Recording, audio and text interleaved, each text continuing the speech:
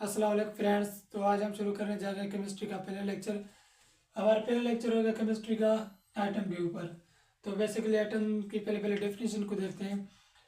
Atom is a small individual particle of matter. It made up of the small fundamental particle electron, neutron and proton. ये इसमें बताया गया, इसकी definition ये है कि एटम जो है स्मॉल इंडिविजुअल एटम जो है स्मॉल इंडिविजुअल पार्टिकल है किसका, मैटर का। आइटम खुद कंसिस्ट करता है फंडामेंटल पार्टिकल्स पे, फर्दर फंडामेंटल पार्टिकल्स के, जिसे हम इलेक्ट्रॉन, प्रोटॉन, न्यूट्रॉन कहते हैं।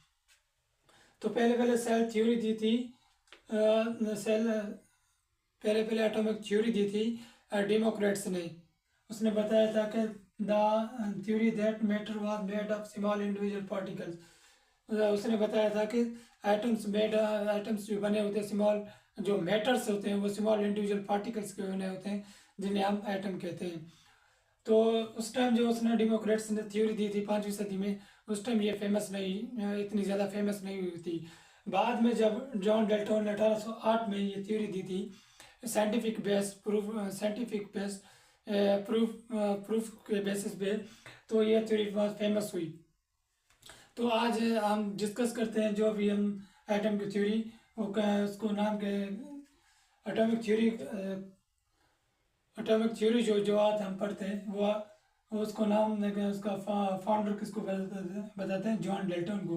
जॉन डेल्टन ही एटॉमिक थ्योरी का फाउंडर बताते हैं। Atom consists on fundamental particles like electron, proton, and neutron. In 3 fundamental particle पे कंसिस्ट करते हैं मेनली। एटम के मॉडर्न डे पे अगर देखें तो इसके बाद बहुत से एटम के अंदर पार्टिकल्स मौजूद होते हैं, इलेक्ट्रॉन, प्रोटॉन, न्यूट्रॉन के अलावा भी, जैसे कि पॉजिट्रॉन, हेप्ट्रॉन, म्यूसियन वगैरह। They have great role to determine physical and chemical property of matter. जो इलेक्ट्रॉन, प्रोटॉन, न्यूट्रॉन है, ये डिसाइड करते हैं chemical and physical property of matter. जो आज मैटर की जो भी केमिकल और फिजिकल प्रॉपर्टी है वो डिपेंड करती है इलेक्ट्रॉन, प्रोटॉन, न्यूट्रॉन पे।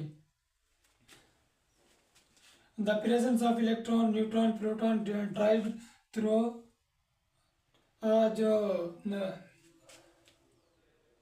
जो प्रेजेंस है इलेक्ट्रॉन, न्यूट्रॉन, प्रोटॉन की, वो पहले पहले इनके उनको जो ड्राइव किया गया था, डिटरमिनाइट किया गया था थ्रू दीज एक्सपेरिमेंट। पहले पहले एक्सपेरिमेंट किया गया था जिसके ज़रिए हमने इलेक्ट्रॉन को क्लू मिला था, वो तो माइकल फेराडे एक्सपेरिमेंट। बाद में एक्सपेरिमेंट हुआ जिसके ज़रिए हमें इलेक्ट्रॉन और प्रोटॉन दोनों की प्रेजेंस मालूम हुई, वो डिस्चार्ज ट्यूब के थ्रू। और बाद में उसका रेडियो एक्टिविटी का प्रोसेस एक्सपेरिमेंट किया। रेडियो एक्टिविटी प्रोसेस के ज़रिए हमें कंफर्म हो गया कि इलेक्ट्रॉन और प्रोटॉन दोनों एटम के अंदर मौजूद होते हैं। फर्दर इसको चैडविक एक्सपेरिमेंट के ज़रिए हमें मालूम हुआ कि एटम के अंदर न्यूट्रॉन भी होते हैं। और स्पेक्ट्रोस्कोपिक एक्सपेरिमेंट के ज़रिए हमें मालूम कंफर्म हुआ कि ये तीनों पार्टिकल्स एग्जिस्ट करते हैं एटम के अंदर। अब देखते हैं एटम के स्ट्रक्चर को थोड़ा बहुत। एटम के अंदर दो पोर्शन होते हैं, एक होता है न्यूक्लियस पोर्शन, दूसरा होता है एक्स्ट्रा न्यूक्लियर पार्ट। जो न्यूक्लियस के अंदर प्रेजेंट होते हैं न्यूट्रॉन और प्रोटॉन प्रेजेंट होते हैं, और जो एक्स्ट्रा न्यूक्लियर पार्ट है वहाँ पर इलेक्ट्रॉन प्रेजेंट होते हैं।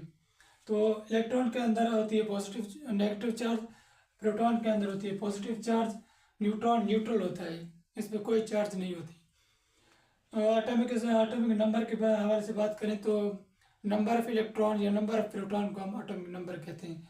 एटॉमिक नंबर को Z से रिप्रेजेंट करते हैं, G से। एटॉमिक मास की बात करें तो अगर number of proton and number of neutron को एटॉमिक मास कहेंगे। एटॉमिक मास को डिनोट करते हैं ऐसे। अब थोड़ा बहुत इसके इलेक्ट्रॉन की पोजीशन को देखेंगे। इलेक्ट्रॉन में बेसिकली आउटर जो एक्स्ट्रा न्यूक्लियर पार्ट है वहाँ पर शेल्स की फॉर्म में प्रेजेंट होते हैं न्यूट्रॉन्स। पहले शेल्स को कहेंगे हम के शेल्स, दूसरी शेल को कहेंगे एल शेल, तीसरी शेल को कहेंगे एम शेल, और चौथी शेल को कहेंगे एन शेल। तो पहले जो के शेल है इसमें मैक्सिमम 2 इलेक्ट्रॉन आ सकते हैं, और दूसरी जो के शेल है इसमें 8 इलेक्ट्रॉन आ सकते हैं मैक्सिमम।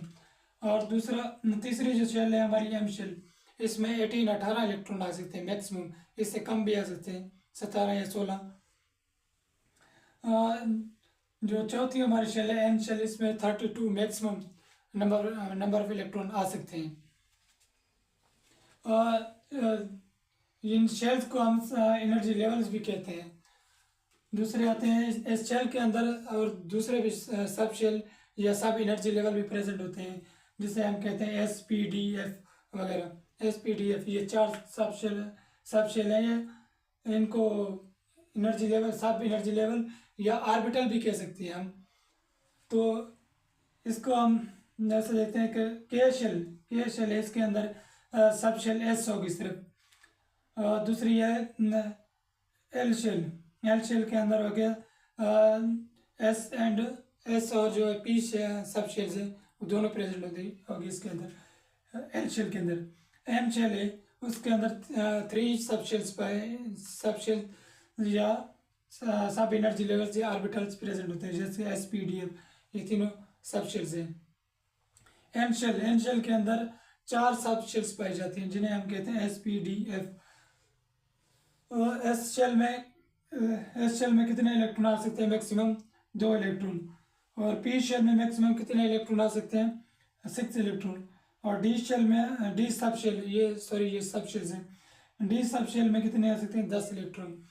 और जो आखिरी जो एफ शेल है उसमें आते हैं 14 इलेक्ट्रॉन।